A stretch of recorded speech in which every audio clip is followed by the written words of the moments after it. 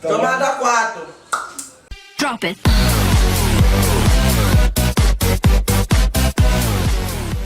Fala, galera! Hoje nós vamos iniciar mais uma aula do Simplifica. Aqui vamos falar sobre...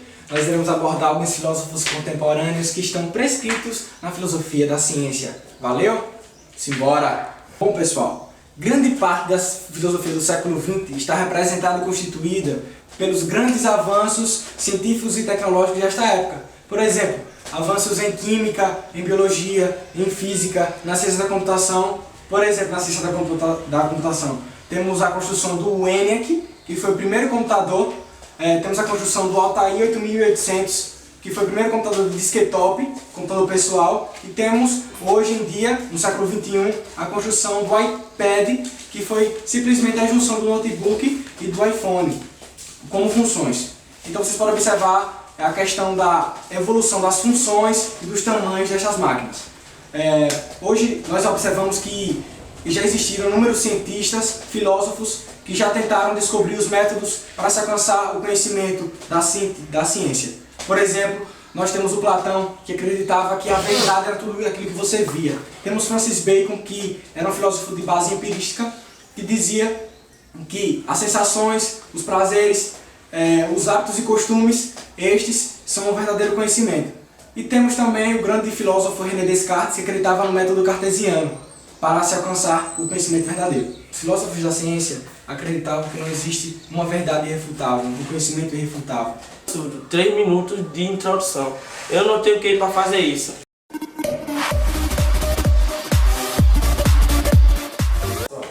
Segundo Feyerabend, ele abordava que a ciência estagna o comando de uma única teoria. Ou seja, como a gente pode explicar isso? Ele afirmava que uma única teoria ela bloqueava uma ação ou até mesmo o desenvolvimento científico. Ele fala que o princípio de que vale tudo, apenas isso, esse princípio, ele pode ajudar, poderia facilitar o desenvolvimento científico. Por Feyerabend também introduziu o pluralismo metodológico, que é justamente o contrário de Lakatos. Ou seja, ele abordava que nós não devemos basear-se nas teorias passadas, e sim restabelecer um novo padrão de teoria. Ou seja, ele achava que a baseação através de teorias passadas ela podia estagnar. O que seria estagnar? Seria um certo limitamento em relação ao conhecimento científico.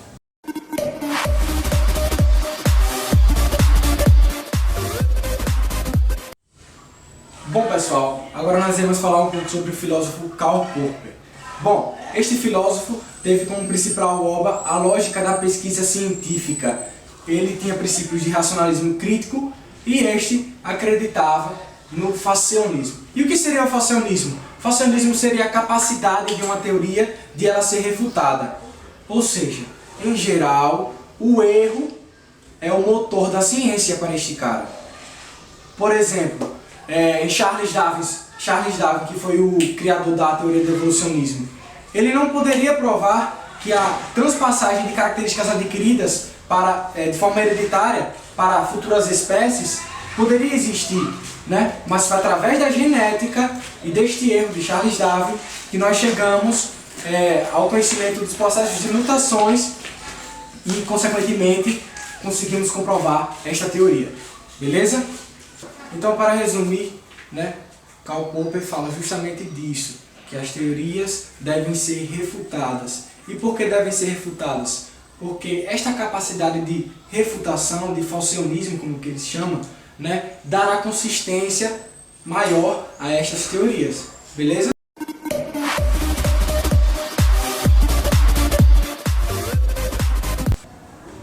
Fala, pessoal! Estamos aqui para mais uma aula de mais um filósofo contemporâneo chamado Thomas Kuhn. Thomas Kuhn desenvolveu sua ideia em contato com a ciência da história e com a preocupação de natureza filosófica. Muitas de suas teorias foram de marcante referência para o desenvolvimento científico. Então, o seu principal livro é chamado Da Estrutura das Evoluções Científicas, né? E nele ele cita a questão da quebra de paradigmas como o principal motor para o desenvolvimento das técnicas científicas. Como exemplo disso, temos as teorias de Darwin, novamente, que eu vou utilizar como exemplo, com relação a que Darwin, né, criou o processo de seleção natural, ele imaginou isso, né, mas ele não pôde comprovar. Só mais para frente, e é que nós chamamos de quebra de paradigma. Paradigma é justamente a questão da ideia da tradição, certo? A ideia da teoria foi quebrada, entendeu? E isso nós chamamos de paradigma, a quebra do paradigma, através da genética que descobriu esses processos de mutações e esses processos de mutações, consequentemente, essas características eram adquiridas para as gerações futuras. Para concluir, né, o nosso filósofo Thomas Kuhn, é importante que vocês aprendam isso. A quebra de paradigmas é o que move o desenvolvimento científico para este grande filósofo.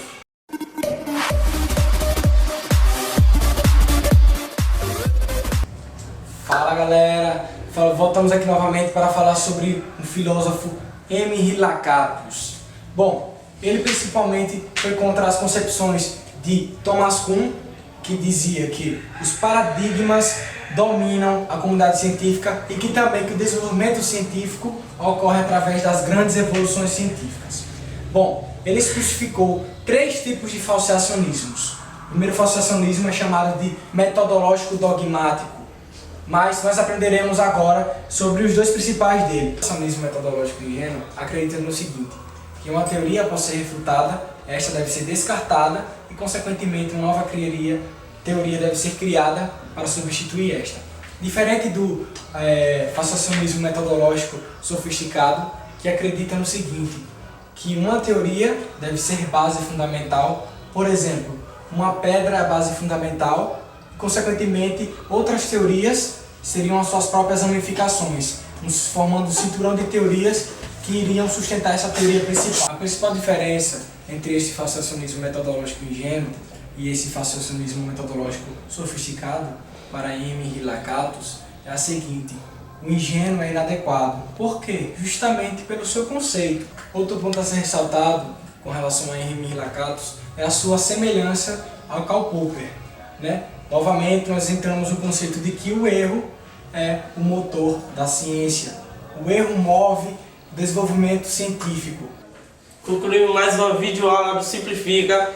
Bons estudos, Preste muita atenção nas pegadinhas. boa prova, curtam o nosso vídeo Se inscreva no canal. e Valeu, terráqueos!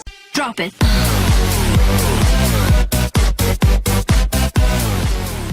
Fala galera! Então, pensou que a videoaula tinha terminado, né?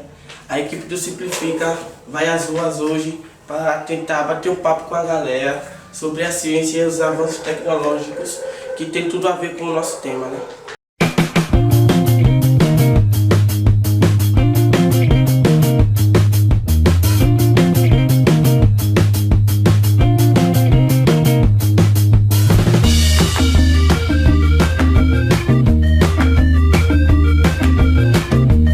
Bom pessoal, estamos aqui na Praça Distância para bater aquele papo com a galera. Vamos lá?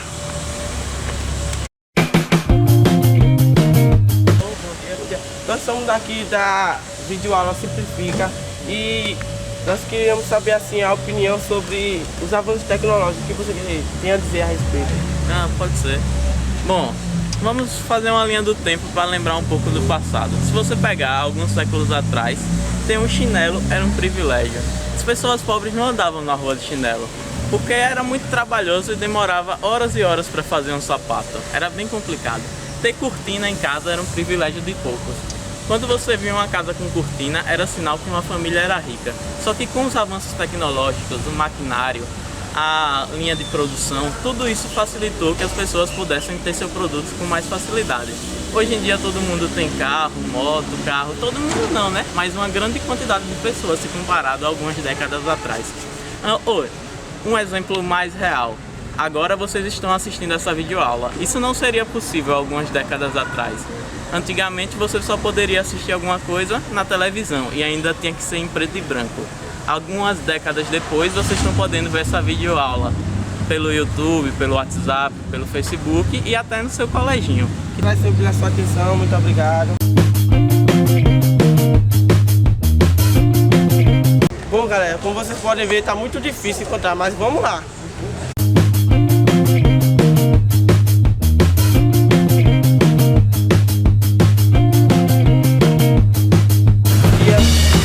Nós somos aqui da equipe do Simplifica e qual é o nome do senhor?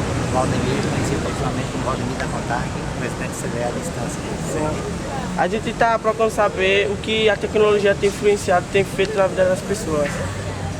Olha, nós entendemos que a tecnologia tem ajudado muito, né? Tendo em vista que com a utilização da rede mundial de computadores, a gente tem conseguido resolver muitas pendências, muitos serviços em horários que não são horário normal de comércio, né? Conhecido popularmente como horário comercial. Isso tem ajudado muito. As empresas, as pessoas por si só estão aos poucos se adaptando ao uso dessas ferramentas da tecnologia. Bom, muito obrigado pela sua opinião. Até a próxima. Valeu, um abraço. Foi ralado, foi difícil, mas conseguimos. Então, até a próxima. Valeu!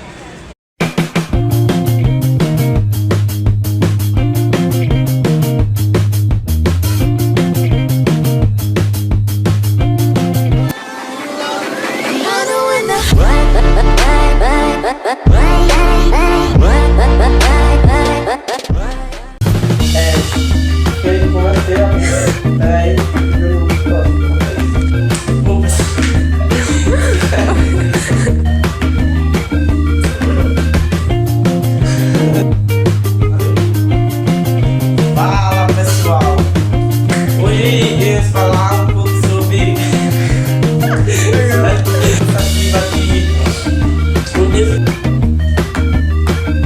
E aí pessoal, estamos aqui juntos. Bom pessoal,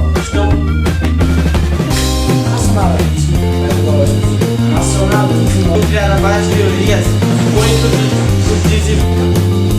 A pesquisa assim. Bora. Apaga isso aí.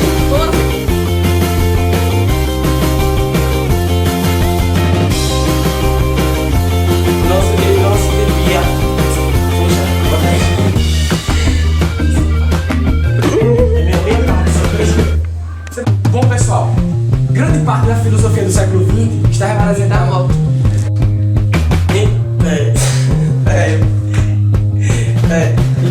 Entre eles, fala pessoal, hoje nós iremos. Peraí, tem que falar nós ou eu? 1800. Ó, primeira botada.